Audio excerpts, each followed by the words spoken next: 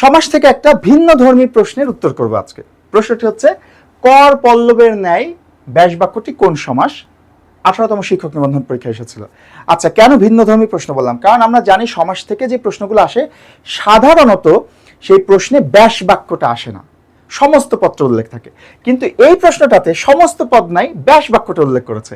কর পল্লবের ন্যায় এই ব্যাস বাক্যটি কোন সমাসের ব্যাস বাক্য? এটা আমাদের খুঁজে বের করতে হবে। প্রথম কথা দেখেন, কর পল্লবের ন্যায়, এই ন্যায় শব্দটা দেখলে আমরা বুঝতে পারছি যে এটা আসলে উপমান বা উপমিত কর্মধারয় সমাস হতে পারে। নর্মালি আমরা জানি যে যদি দুইটা জিনিসের মধ্যে তুলনা করা হয়, তুলনা করা হলে সেটা হয় উপমান অথবা উপমিত কর্মধারয় সমাস হয়।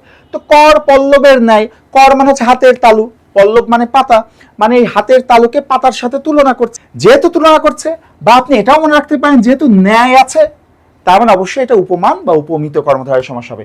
অর্থাৎ এটার উত্তর হিসাবে এই দুইটার মধ্যে যে কোনো একটা হবে, বাকি দুইটা আগেই বাদ। ঠিক আছে, উপমান বা উপমিত কর্মধারয় সমাসের মধ্যে কোনটা হবে? একটা জিনিস সবসময় মনে রাখবেন, উপমান কর্মধারয় সমাস হতে হলে অবশ্যই সেখানে একটা বৈশিষ্ট্য বা গুণ উল্লেখ থাকে, একটা বৈশিষ্ট্য উল্লেখ থাকে। যেমন আমরা যখন বলছি কাজলের মতো কালো বা কাজলের ন্যায় কালো, তাহলে এই যে কাজলের একটা বৈশিষ্ট্য থাকলো, কালো, বৈশিষ্ট্যটা উল্লেখ থাকলো। তুষারের ন্যায় শুভ্র, তুষার শুভ্র, তাহলে তুষারের ন্যায় শুভ্র, তার মানে তুষারের একটা বৈশিষ্ট্য উল্লেখ থাকলো, শুভ্র বা সাদা। ভ্রমর কৃষ্ণ, মানে ভ্রমরের মতো কৃষ্ণ, কৃষ্ণ মানে কি কালো, তাহলে ভ্রমরের একটা বৈশিষ্ট্য উল্লেখ থাকলো, কালো। এইরকম যদি কোনো বৈশিষ্ট্য বা বিশেষণ উল্লেখ থাকে তাহলে সেটা উপমান কর্মধারয় সমাস হয়। আর যদি কোনো বৈশিষ্ট্য উল্লেখ না থাকে তাহলে সেটা উপমিত কর্মধারয় সমাস হয়। দেখেন, কর পল্লবের ন্যায়, তো কর মানে তো হাতের তালু, পল্লব মানে পাতা, তাহলে হাতের তালুকে পাতার সাথে তুলনা করছে।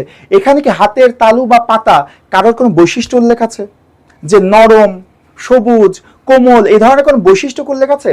হাতের তালু বা পাতা কারোরই কোনো বৈশিষ্ট্য উল্লেখ আছে? বৈশিষ্ট্য তো উল্লেখ নাই।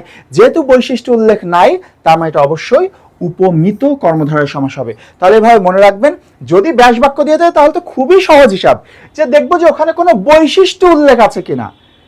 যদি বৈশিষ্ট্য উল্লেখ থাকে তাহলে উপমান হবে, আর এরকম যদি বৈশিষ্ট্য উল্লেখ না থাকে তাহলে সেটা উপমিত কর্মধারয় সমাস হবে।